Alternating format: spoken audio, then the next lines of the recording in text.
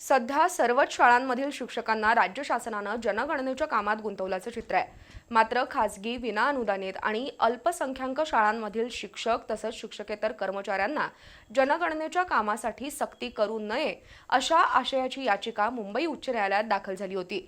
याच्या प्राथमिक सुनावणी दरम्यान न्यायालयानं सरकारला झटका दिलाय। खासगी किंवा विनाअनुदानित तसंच अल्पसंख्याक शाळांतील शिक्षकांना या कामासाठी सक्तीनं नियुक्त करण्याच्या आदेशाला उच्च न्यायालयानं स्थगिती दिली आहे। मुंबईतील खासगी विनाअनुदानित आणि अल्पसंख्याक शाळांमधील शिक्षकांना जनगणनेच्या कामासाठी नियुक्त केल्याच्या विरोधात या संस्थांच्या संघटनेनं मुंबई उच्च न्यायालयात धाव घेतली होती। त्याच्या प्राथमिक सुनावणीमध्ये उच्च न्यायालयानं सरकारला फटकारलंय।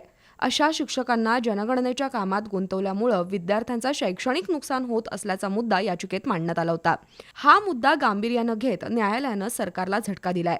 खासगी विनाअनुदानित आणि अल्पसंख्याक शाळांमधील शिक्षक तसंच शिक्षकेतर कर्मचाऱ्यांना जनगणनेच्या कामासाठी सक्तीनं नियुक्त करणं विद्यार्थ्यांच्या नियमित शिक्षणावर गंभीर परिणाम करणारं ठरू शकतं, असं स्पष्ट निरीक्षण मुंबई उच्च न्यायालयानं नोंदवलंय।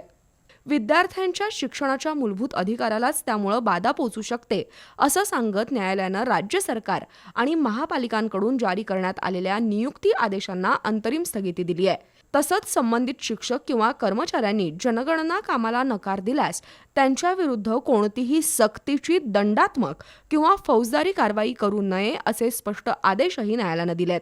या प्रकरणाची पुढील सुनावणी 31 जुलै रोजी होणार आहे।